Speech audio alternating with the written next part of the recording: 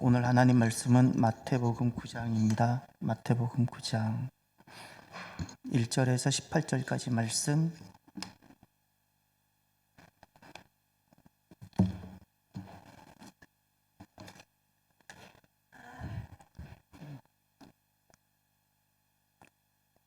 마태복음 9장 1절에서 8절까지 말씀을 저와 여러분이 한 절씩 교독하시겠습니다. 예수께서 배에 오르사 건너가 본 동네에 이르시니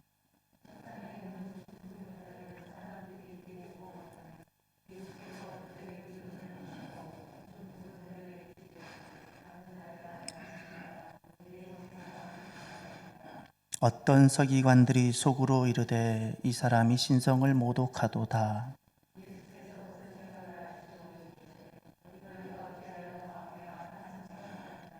내 죄사함을 받았느니라 하는 말과 일어나 걸어가라 하는 말 중에 어느 것이 쉽겠느냐?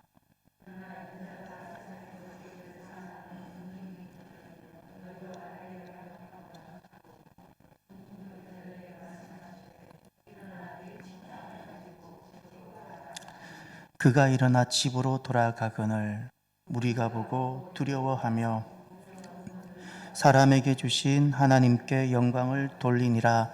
아멘. 오늘 수요 기도에 주님 앞으로 나와서 예배를 드리며 기도하는 귀한 여러분들을 축복합니다.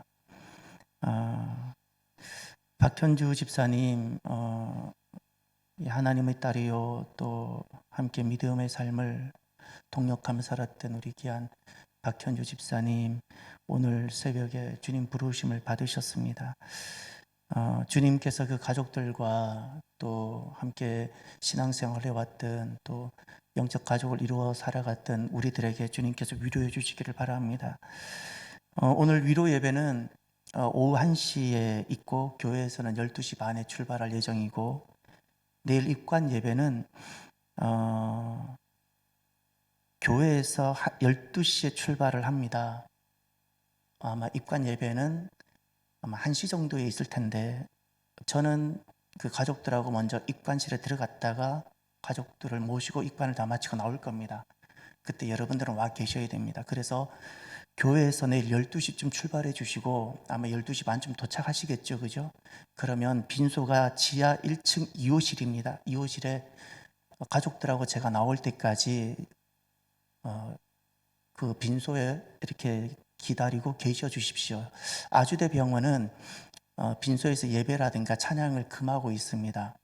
조금 속상한데 아주대 병원은 그래요. 그래서 빈소에서 다른 때 같으면 여러분 찬양하고 기다리고 있죠. 그런데 찬양하지 않고 조용히 묵도로 기도하고 계셔 주십시오. 기다려 주십시오. 그러면 제가 가족들을 모시고 다시 나올 겁니다. 그러면 제가 거기에서 빈소에서 예배를 제가 계속해서 심대를 하고 발인 예배만 예식장에서 예배당에 살 텐데 찬양도 제가 가사를 읽을 겁니다.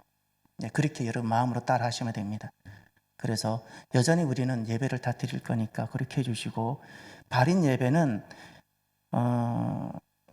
교회에서 금요일 날 7시에 출발해서 7시 반에 예배가 있을 겁니다. 그래서 지금 교회 차량이 수리하고 있어서 내일 나올지 내일 모레 나올지 이번 장례 예식 기간 동안 어쩌면 교회 차량을 이용을 못할 수도 있게 됩니다. 그래서 이런 시간들을 잘 보셔서 같이 차량들을 같이 동승하시고 그렇게 하셔야 될 수도 있으니까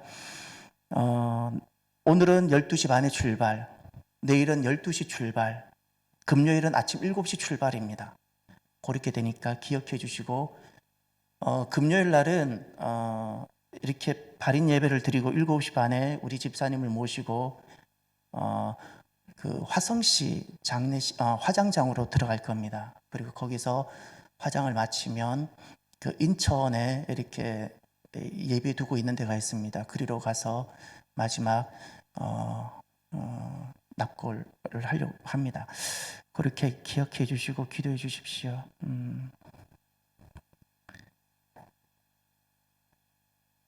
주님께서 우리를 위로해 주시기를 바랍니다. 지금은 우리가 만나지 못하지만 영원히 만나지는 못하는 것이 아니라 잠시 후면 다시 만납니다. 그렇지요? 예, 잠시 후면 만납니다. 예. 우리는 영원한 이별이 아닙니다. 잠시 후면 만날 것이고, 오히려 집사님에게는 그 모든 아픈 질고를 다 벗게 되는 것이고, 수고로운 이 삶의 모든 사명을 다 마치신 것이고, 이제는 주님 품 안에 안겨서 먼저 믿음으로 승리한 사람들과 함께 영원한 기쁨 가운데 계시니까 집사님에게는 잘된 일입니다. 예. 남아있는 가족을 위해서 기도해 주십시오. 승리할 수 있도록. 예. 그리고 내일이면 우리도 그렇게 가야 되지 않겠습니까? 오늘의 삶을 우리가 살아가는데, 내일이면 오늘 우리가 박천주 집사님이 주님 부르심을 받은 것처럼 우리도 내일이면 주님 부름을 받게 되는데, 오늘을 믿음으로 잘 살아갑시다. 계속해서 우리가 기적에 대한 말씀을 보고 있습니다. 우리의 삶에 하나님이 베푸시는 기적, 하나님의 경험이 있기를 바랍니다.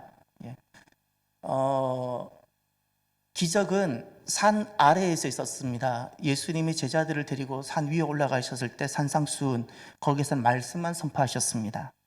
근데 산 아래 동네에는 기적이 필요합니다. 왜죠? 예수님의 말씀, 그 말씀의 질서에 따라오질 않습니다. 말씀에 대한 믿음도 없습니다. 예수님을 섬기고 순종하지도 않습니다. 예수님을 전하지도 않습니다. 그렇기에 하나님 백성이 예수님을 전하기 위해서, 예수님을 따르기 위해서, 섬기기 위해서, 영적 질서가 회복되고 믿음의 삶을 살기 위해서 산 아래에서, 그래서 주님께서 특별히 베푸신 은혜가 있습니다. 그것이 무엇일까요? 기적. 기적은 하나님을 경험하는 것입니다. 어디서? 산 아래에서. 땅입니다. 그 산 아래를 땅이라 부릅니다. 산 아래에서 기적을 경험하면 어떤 일이 일어나야 될까요? 산 위를 볼 수 있어야 합니다. 이것이 기적의 의미입니다. 산 아래에서 기적을 경험하고 여전히 산 아래만 본다면, 땅만 본다면 그것은 하등의 의미가 없는 겁니다. 산 아래 땅에서 기적을 경험하면 산 위를, 하나님을 볼 수 있어야 합니다. 패러다임이 바뀌어야 되고 세계관이 변화가 일어나야 합니다. 거듭났다면, 정말 예수님을 만나서 거듭났다면, 신학적으로 거듭났다면, 사회학적으로 우리에게 어떤 변화가 일어나야 되는 거 아니, 패러다임이 바뀌어야 되고 세계관이 바뀌어야 됩니다. 세계관이 바뀌지 않고 패러다임이 바뀌지 않았다면 내 거듭남은 정말 정직하게 점검해 보셔야 되는 거예요. 산 아래에서 내가 정말 기적을 경험하고 내가 하나님을 만났다면, 내게는 산 아래에서 살지만, 땅에서 살지만 세상을 보는 패러다임이 바뀌고 세계관이 달라져야 되는 거예요. 세계관이. 글은 하나님을 경험하는 놀라운 은혜가 있기를 바랍니다. 오늘은 제 9장입니다. 이제 9장으로 들어가셔서 8장에 5가지 기적이 나오고 9장에 5가지 기적이 나오는데, 오늘은 제목을 침상중풍병자입니다. 제가 침상중풍병자라고 이렇게 붙여드렸을 겁니다. 성경에 중풍병자가 많이 나오기 때문에 제목을 붙여야 된다고 제가 말씀을 드렸습니다. 8장에도 중풍병자가 등장하죠. 백부장 하인 중풍병자입니다. 그러면 오늘 침상중풍병자의 기적의 위치는 어디일까요?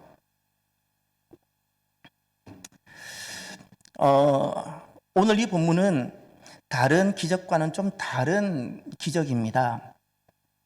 도대체 오늘 이 침상채 들고 온 이 중풍병자의 치유를 통해서 주님께서는 우리에게 기적의 위치가 어딘지, 무엇이라고 말씀하고 있는지 이제 말씀을 경청하고 보도록 하겠습니다. 먼저 1절을 보시면 예수님께서 그 지난주 본문 가다라 지방에서 귀신 들렸던 광인을 고치시고 이제 어디로 오고 계시는 것을 말씀하고 있죠? 본 동네. 예수님께서 지금 1절에 보면 본 동네로 가십니다. 그 본 동네가 어딜까요? 가버나움입니다. 가버나움. 가다라 지방 또는 거라사 지방이라 부르는데, 그 가다라 지방이나 거라사 지방에서 예수님은 귀한 사역을 하셨습니다. 한 영혼을 구원하셨습니다. 그러나 거기서 또 거절을 당하십니다. 그리고 주님께서는 본 동네 가버나움으로 돌아오십니다. 이 본 동네라고 말씀하셨을 때 이 본 동네라는 의미는 익숙하다는 개념이 아닙니다. 이곳은 예수님을 환영하는 곳이고 예수님 말씀이 선포되는 곳이고, 할렐루야, 바로 그와 같은 곳입니다. 예수님의 선교의 특징이 있습니다. 예수님께서 3년간 공생애를 하실 때, 예수님이 말씀을 전하시고 선교하실 때 특징이 있는데, 그 중에 하나가 본 동네 선교입니다. 예수님은 철저하게 본 동네와 그리고 사역지를 철저하게 구별하셨습니다. 예수님은 먼저 본 동네를 두시고 가버나움을 먼저 선교 베이스로 두시고 온 동네를 다니면서 전하고 사역하셨습니다. 요 모델을 제자들이 그대로 가지고 옵니다. 사도 바울도 세계 곳곳에 복음을 전할 때 닥치는 대로 전하지 않습니다. 어느 곳에 가든지 그곳에 먼저 본동네를 먼저 세웁니다. 먼저 유대인을 만나고 빌립보에 가면 먼저 루디아 자주장사를 만나서 본동네를 먼저 개척합니다. 한 가정이 본동네가 되는 겁니다. 한 가정이 본동네가 되고, 그리고 그 가정을 통해서 빌립보가 돌아오게 되는 겁니다. 소리가 많이 울리지 않습니까? 괜찮습니까? 예. 그 선교지와 본 동네는 구별되어져야 됩니다. 여러분, 본 동네는 오늘날 어디일까요? 교회가 본 동네고 한국이 본 동네입니다. 본 동네를 지켜내십시오. 본 동네를 지켜내십시오. 예수님께서 가다라 지방에서 추방당하시는 것 하등의 문제 삼지 않으셨습니다. 우리가 사역하다가 어려움 겪는 거 하등의 괜찮습니다. 그러나 우리가 하나 문제가 되어져야 되는 것이 있습니다. 교회 속에서 하나님을 찬양하고 교회 속에서 하나님을 높이는 것이 이게 자연스럽게 되지 않을 때는 이것은 문제가 되는 겁니다. 반드시 교회와 대한민국은 본 동네가 되어져야 됩니다. 온 세상을 선교하고 온 세상에게 복음을 전하기 위해서 오늘날 이 마지막 시대에 하나님은 대한민국을 두신 겁니다. 지난날 예수님께서는 가버나움을 두셨다면 오늘 하나님께서는 대한민국을 두신 겁니다. 그래서 대한민국은 반드시 본 동네로, 모든 복음의 선교의 본 동네로, 이 본 동네는 지켜져야 되고 사수되어져야 된다는 사실을 기억하십시오. 너무나도 중요한 겁니다. 어쩌면 이 일은 죄송하지만 여러분의 생명, 우리 생명보다 더 귀한 것입니다. 너무나도 중요한 겁니다. 꼭 대한민국이 본 동네로 사수될 수 있도록 기도하시길 바랍니다. 그러면 예수님께서 이 본 동네로 돌아오셨을 때 어떤 일이 일어났나를 보십시오. 2절에 보면 침상에 누운 중풍병자를 사람들이 데리고 오거늘. 아멘. 침상에 누운 중풍병자를 사람들이 데리고 오게 됩니다. 예. 중풍병이 무엇일까? 우리는 요즘에 이렇게 검색을 하면 거의 의사라든가 전문가들이 알만한 지식을 쉽게 우리가 접하게 되는 것 같습니다. 중풍병을 요즘 의학적으로 말하면 아마 이것일 겁니다. 뇌경색 또는 뇌출혈. 예, 뇌경색이나 뇌출혈. 과거에는 이것을 풍이라 그랬지요. 뇌경색이나 뇌출혈이 생기면 어떤 일이 생길까요? 머리에서는 생각하고 머리에서는 지시를 하는데 무엇이 안 움직이죠? 손과 발이 안 움직여요. 이것이 뇌경색과 뇌출혈이 생기면 일어나는 현상입니다. 뇌경색과 뇌출혈이 일어나게 되면 머리에서는 생각하고 지시하는데 무엇이 안 움직여요? 말과 혀가 안 움직이는 겁니다. 말과 혀가. 전달에 문제가 있고 행동에 문제가 있게 되어지는 겁니다. 내 몸이 무엇에 순종하지 못하는 것이죠? 머리에. 이것을 중풍병이라 부르는 겁니다. 하나님께서 두신 질서가 있습니다. 중풍병이 결코 행복하지 않는 것처럼 하나님이 두신 질서가 순조롭게 이루어지는 것을 건강이라 부르고, 예, 그 순종이 이렇게 이루어지지 않는 사람은 행복하지 않는 것입니다. 예, 그럼 우리가 살아가다가 보면 순종이 대단히 어려운 사람들이 있습니다. 교회 생활을 하는데 어떻게 해야 될까요? 순종이 대단히 어려운 사람들이 있어요. 예. 그러면 그들을 어떻게 해야 될까요? 그래서 하나님께서 돕는 건강한 나를 두신 줄 믿으시길 바랍니다. 그래서 돕는 건강한 내가 있는 겁니다. 예수님께서 오늘 그 다음 말씀을 보시면 침상에 누운 중풍병자를 데리고 오는 것을 보시고 그 다음 예수님이 이렇게 말씀합니다. 예수께서 그들의 믿음을 보시고, 아멘. 예수님은 무엇을 보셨죠? 그들의 믿음을 보십니다. 지금 또 예수님은 보십니다. 예배당에 앉아있는 우리들을 보십니다. 무엇을 보시죠? 믿음을 보십니다. 그리고 예수님은 침상에 누운 중풍병자를 데리고 오는 그들의 믿음을 귀하게 보셨습니다. 그러면 여러분, 예수님께서 칭찬하시고 예수님께서 귀하게 보신 그들의 믿음은 어떤 믿음일까요? 객관적으로 보면 이겁니다. 예수님께로 데려오는 믿음입니다. 내 문제도 아닌데 그의 문제를 가지고 예수님께 들어오죠. 또 데려오는데 얼마나 수고가 많겠습니까? 사람을 오보는 것도 힘드는데 침상체 들고 온다고 가정해 보십시오. 얼마나 수고가 많았겠습니까? 얼마나 불편했겠습니까? 이것을 영적으로 믿음으로 보면 어떤 믿음일까요?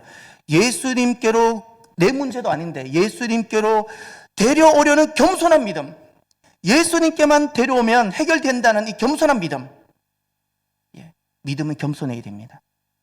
반드시 믿음은 겸손해요. 또 하나, 수고가 있지요. 예수님은 이들의 믿음을 귀하게 보셨습니다. 수고를 마다합니다. 마다하지 않습니다. 이 믿음은 어떤 믿음일까요?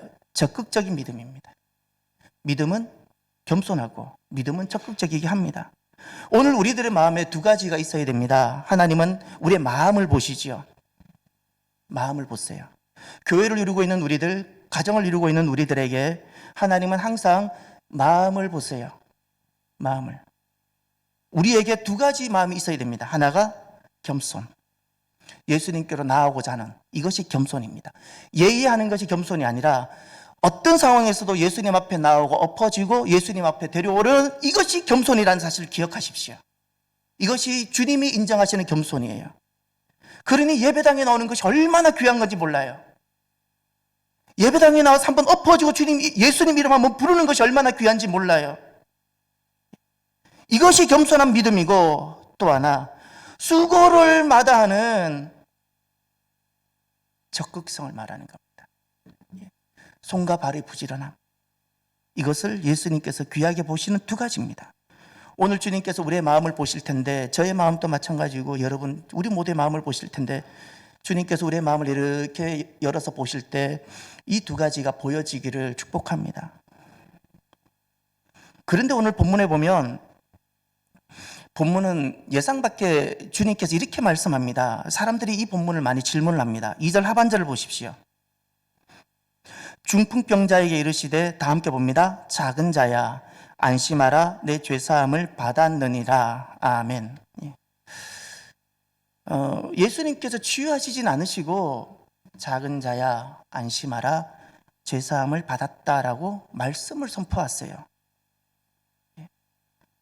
죄사함을 선포하세요. 도대체 이것은 어떤 의미죠? 작은 자라는 것은 이 중풍병자의 실존이고 실체입니다. 영적 실체입니다. 작은 자, 스스로는 구원에 이룰 수 없는 자, 죄인, 연약한 자, 주님이 아니면 가망이 없는 자. 여러분, 우리가 작은 자인 줄을 기억하셔야 됩니다. 내가 작은 자입니다. 믿습니까? 내가 작은 자라는 이 인식이 있는 사람은 소망이 있는 겁니다. 작은 자라는 걸 아는 사람은 어떤 상황에서든 주님을 찾게 됩니다. 내가 작은 자라는 것을 알지 못하는 사람이 그들이 교만한 사람입니다. 말이 거친 사람이 교만한 사람이 아니고, 일을 잘 못하는 사람이 교만이 아니라, 일은 서툴러도 괜찮은데 주님 앞에 나와 내가 죄인이라는 것을 인정하지 못하는 사람, 내가 작은 자, 주님이 아니면 주님 저는 소망이 없습니다라고 인정하지 않는 사람이 다 교만한 사람입니다. 저와 여러분이 작은 자이길 바랍니다. 작은 자가 소망이 있는 겁니다. 작은 자가 됨을 부끄러워하지 마십시오.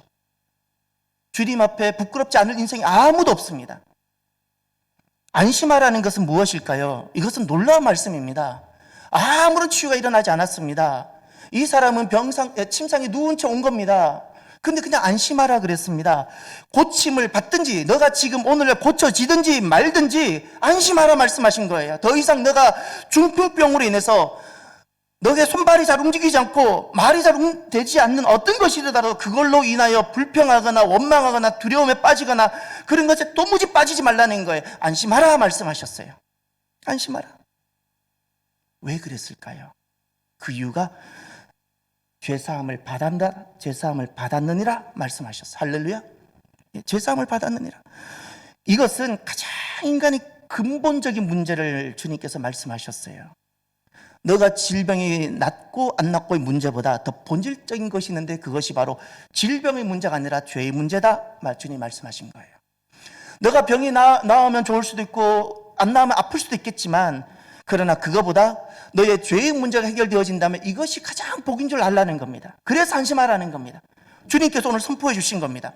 인생의 가장 본질적인 문제, 죄의 문제가 너는 오늘 해결되었다. 할렐루야. 그러니 너는 안심하라는 거예요. 이 눈에 보이는 지극히 작은 이 질병 때문에 너는 더 이상 매이지 말라는 거예요. 안심하라. 사랑하는 성도 여러분, 안심하십시오. 안심하십시오. 주님께서는 우리가 바라는 것, 질병이든 여러 가지 이런저런 것들에 매이지 아니하고 주님께서 우리에게 주시는 그 영적 자유 가운데 안심하기를 바라는 겁니다. 사랑하는 성도 여러분, 정말 예수님이 나의 주님이시라면 오늘 안심하는 하루, 안심하는 인생이 되시기를 바랍니다. 그런데 사람들의 악한 생각이 그 다음 나옵니다. 사람들의 악한 생각이 무엇일까요? 주님 마음이 많이 아프셨을 것 같습니다. 이제 3절부터 보면 서기관들이 등장합니다.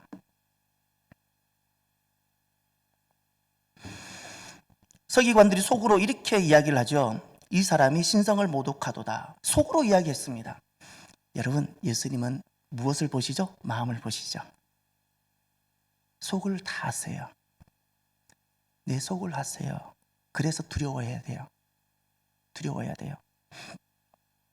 서기관들이 신성 모독이라고 예수님의 말씀의 권위를 정면 도전을 합니다. 말씀을 받아들이지 않습니다. 무시했습니다. 예수님의 말씀을 무시하는 서기관들. 4절을 이제 다 함께 보시길 바랍니다. 예수께서 그 생각을 아시고 이르시되 너희가 어찌하여 마음에 악한 생각을 하느냐. 악한 생각을 기억하셔야 됩니다. 예수님은 이것을 악하다 말씀하셨어요. 악하다. 죄는 주님을 용서하십니다. 악은 심판하십니다. 죄는 용서하시고요, 악은 심판하세요. 말씀을 무시하는 것은 주님이 너무너무 싫어하시는 거예요. 우리가 윤리적으로 그렇게 살면서 윤리적으로 참 잘 사는 것 같아요. 그런데 말씀을 무시하는 사람, 이 사람이 악인입니다. 우리는 윤리적으로 법을 잘 지키고 살아가면 하나님 또 나를 의인으로, 선인으로 여겨주실 걸로 생각해요. 말씀의 관계입니다. 말씀의 관계를 어떻게 맺고 계시는지요?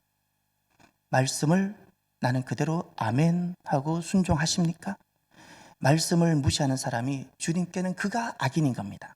누가 바로인가요? 주님 말씀에 완고하게 서 있잖아요. 그가 바로인 겁니다. 사람들의 악한 생각이라는 것이 다른 것이 아닙니다. 엄청난 음모, 엄청난 그 거짓, 이런 것이 아니라 주님께서 보실 때 그토록 미워하시는 악이라는 것은 주님의 말씀을 거절하고 무시하고 받아들이지 않는 이 완고함, 이것이 악입니다. 그래서 예수님께서 오늘 본문에 치유를 하십니다. 치유를. 이제 몇 절을 보시냐면 6절을 보십시오. 그러나 인자가 세상에서 죄를 사하는 권능이 있는 줄을 너희로 알게 하려 하노라 하시고 중풍병자에게 말하시되 일어나 내 침상을 가지고 집으로 가라 하시니 7절을 보십시오. 그가 일어나 집으로 돌아가거늘. 자, 이제 여러분 성경에다 이렇게 적어 놓으셔야 됩니다. 지금 이 9장의 첫 번째 등장하는 침상 중풍병자가 2절에는 말씀이 선포됩니다. 죄사함이죠. 죄사함이 선포가 됩니다. 죄사함이 선포됩니다. 거기다 말씀 선포라고 적어 놓았어요. 근데 7절에다가 적어 놓았어요. 치유. 치유가 나중에 일어납니다. 치유가 일어나고 죄사함이 되어진 것이 아니라 죄사함이 선포가 되고 말씀이 선포가 되었습니다. 그리고 7절에 치유가 일어나는 겁니다. 아주 특별한 본문이고 주님께서 이것을 통해서 우리에게 너무나도 귀한 말씀을 주고 계시는 겁니다. 예수님께서는 왜 치유를 행하셨을까요? 이미 치유를 하시든 안 하든 이 사람은 죄사함을 받았습니다. 믿습니까? 이 사람에게 중풍병이 고쳐지든 안 고쳐지든 상관없이 이미 이 사람은 죄사함을 받았습니다. 몸이 불편한 부분들은 하나님께서 건강한 돕는 사람을 붙여주실 겁니다. 이 사람은 이미 죄사함을 받았습니다. 더 이상 아무것도 필요가 없습니다. 그런데 주님께서는 치유를 행하십니다. 왜 행하실까요? 다시 6절로 올라가 보십시오. 5절로 먼저 보십시오. 5절과 6절에 보면 주님께서 두 가지 이유를 가지고 치유를 행하십니다. 5절에 보면 이렇게 말씀하시죠. 내 죄사함을 받았느니라 하는 말과 말이란 거에다 딱 기억해 주십시오. 말과 일어나 걸어가라 하는 말 중에 요거는 말이지만 거기다 바꿔놓으세요. 능력이라 적어놓으세요. 어느 것이 쉽겠느냐라는 거예요. 제사함을 받았다라는 것은 제사함을 받았다라는 것은 그냥 말이라는 거예요. 말은 보이지 않지 않습니까? 그게 너무 쉽게 할 수 있다는 거예요. 말이 쉽지 제사함 받았다라는 거 말이 얼마나 쉬워? 이렇게 사람들은 생각하는 거예요. 증명이 안 되니까. 근데 사람들은 어디에 머리를 숙이냐면 아주 예수님께는 너무나도 작은 어떤 능력들은 사람들은 그것을 인정을 하는 거예요. 그래서 예수님께서 사람들의 이 생각을 알고 말은 쉽고 보이지 않으니까 증명할 수 없으니까 말을 함부로 하는 사람들, 그래서 예수님이 하신 말씀을 증명하기 위해서 치유를 사용했어요. 제사함이라는 말씀이 선포가 되었는데 이것이 얼마나 효력 있고 실제로 이루어졌는지를 증명하기 위해서 무엇을 사용하셨습니까? 능력. 할렐루야. 능력을 사용하셨습니다.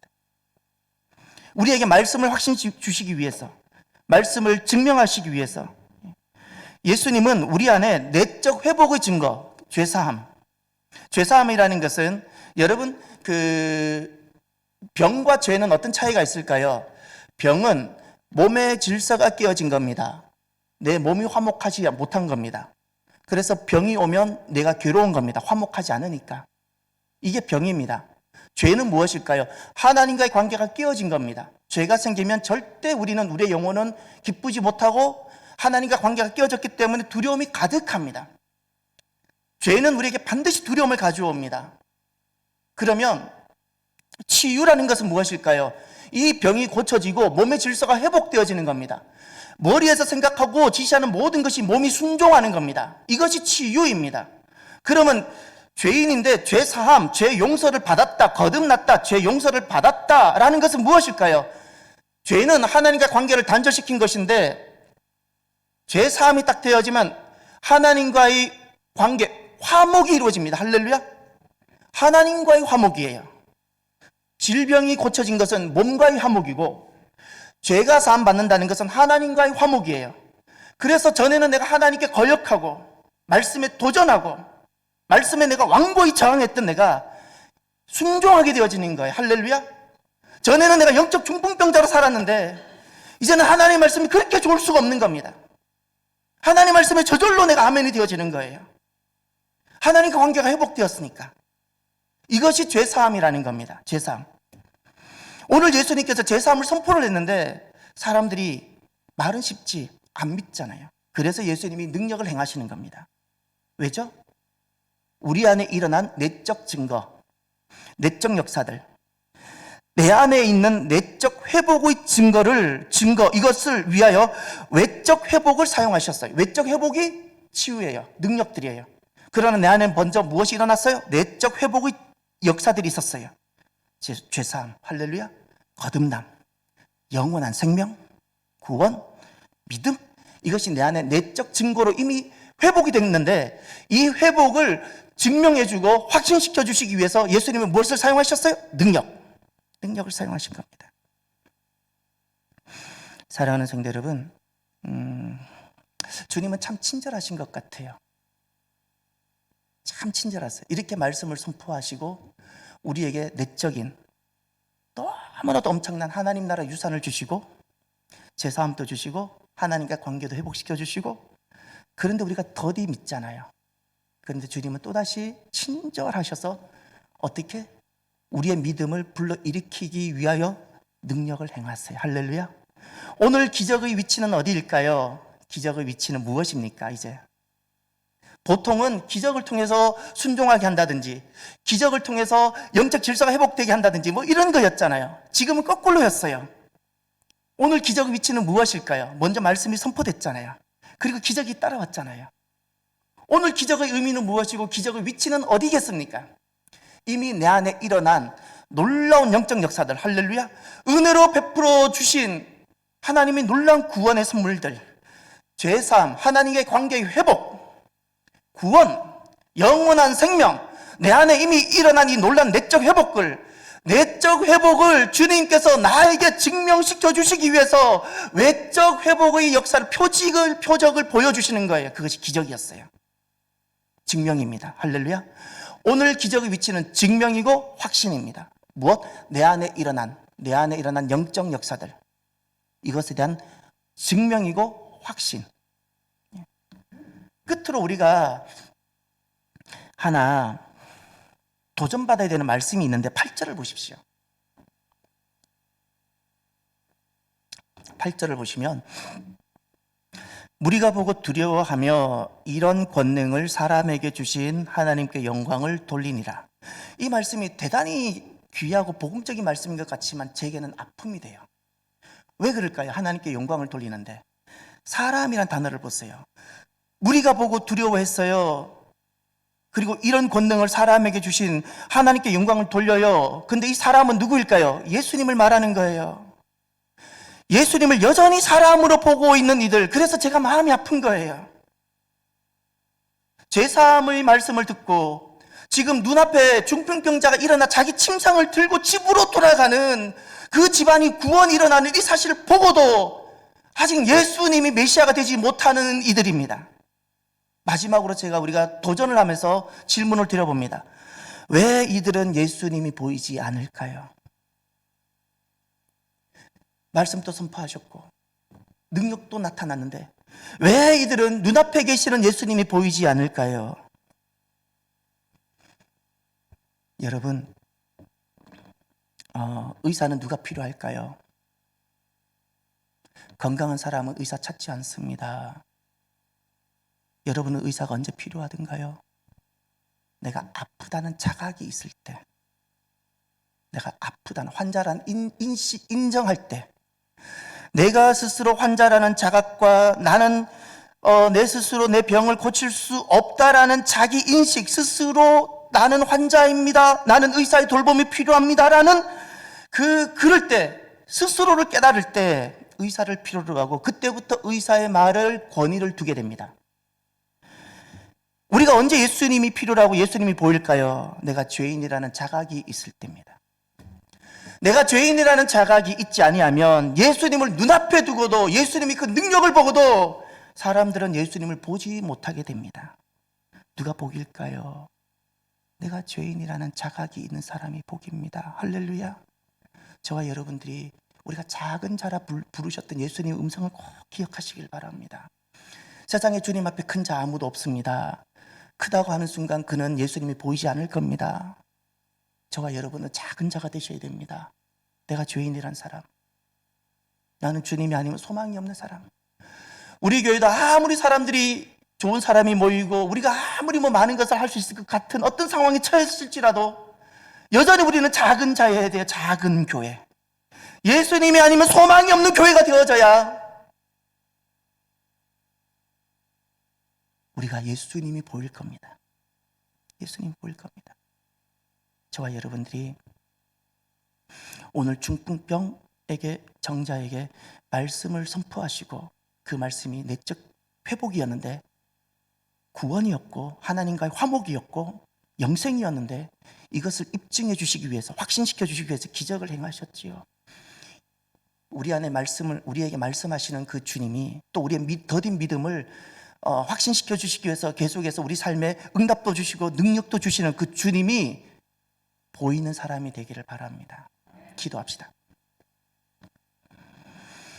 오늘 나에게 주시는 말씀을 하나님 앞에서 결단하고 응답을 하십시오. 단 한마디라도 좋습니다. 나는 어떤 사람입니까? 주님은 내 마음을 보신다 그랬잖아요. 저와 우리의 마음을 보세요. 주님이 보셨을 때 기뻤으면 좋겠습니다. 그리고 우리가 예수님이 보였으면 좋겠습니다. 그리고 예수님의 말씀이 그대로 믿어지고 내적으로 회복된 것이 그대로 동의가 되고 인정되었으면 좋겠습니다. 오늘 주신 말씀을 가지고 우리가 주의 이름 한번 부르고 기도하길 원합니다. 기도합시다. 할렐루야. 하나님 아버지 감사합니다.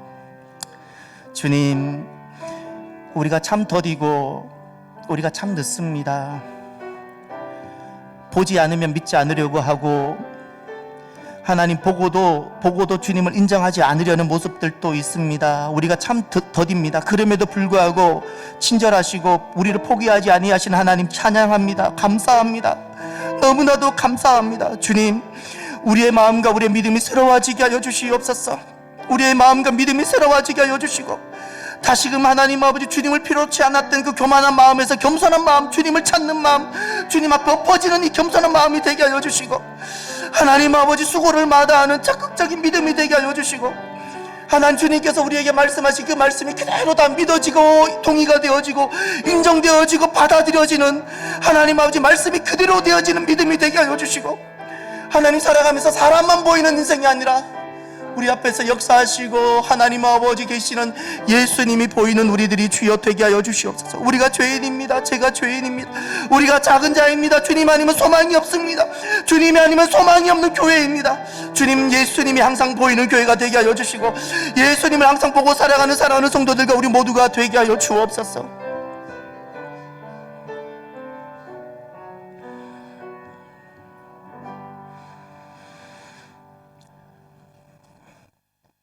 작은 자가 우리입니다. 더디 믿는 우리들, 말씀이 선포되어도 다 그것을 받아들이지 못하는 더딘 우리들임을 고백합니다. 용서하여 주옵소서. 그럼에도 불구하고 포기하지 아니하시고 친절하시게 또 계속해서 우리의 믿음을 일으켜 세우기 위하여 응답도 주시고 기적도 베풀어 주신 주님 감사합니다. 우리가 죄인이라는 것을 자각하고 말씀에 응답하는 말씀의 사람이 되게 하여 주시고, 내가 죄인이라는 작은 자라는 것을 자각하고 우리 앞에 계시는 주님을 보는 자들이 되게 하여 주옵소서. 이 성전이, 이 제단이 사람으로 가득한 곳이 아니라 예수님이 보이는 성전이요, 예수님을 보게 되는 제단이 되게 하여 주옵소서. 박현주 집사님, 주님 부르셨습니다. 우리 생각은 우리와 좀 닮게하는 것인데, 선하시고 완전하신 주님의 계획, 주님께서는 모든 두신 사명이 다 끝나셨기에 이제 수고로운 이 모든 것을 마치고 내 곁에 오라고 부르셨습니다. 박현주 집사님, 주님을 위해 이 땅에서 말씀을 그토록 사랑하고 그렇게 가정을 섬기며 주님을 섬겼던 그 모든 것들을 기억하여 주시고, 가족들 하나님 세임 주시고, 하나님 미랄이 되었을 때 어떻게 놀라운 역사가 일어나는지를 주의 가족들이 보게 하여 주옵소서. 오늘부터 진행되어지는 모든 장례의 시기도 함께 하여 주옵소서. 예수님 이름으로 기도드립니다. 아멘. 지금은 우리 주 예수 그리스도의 크신 은혜와 하나님 아버지의 인자하신 사랑하심과 성령님의 교통하심이와 함께하심이 내가 작은 자여, 내가 죄인임을 고백하며 내게 말씀하시는 그 말씀에 아멘 하기로 결심하는 사랑하는 모든 성도들 머리 위에 이제로부터 영원토록 함께 하시기를 간절히 축원하옵나이다. 아멘.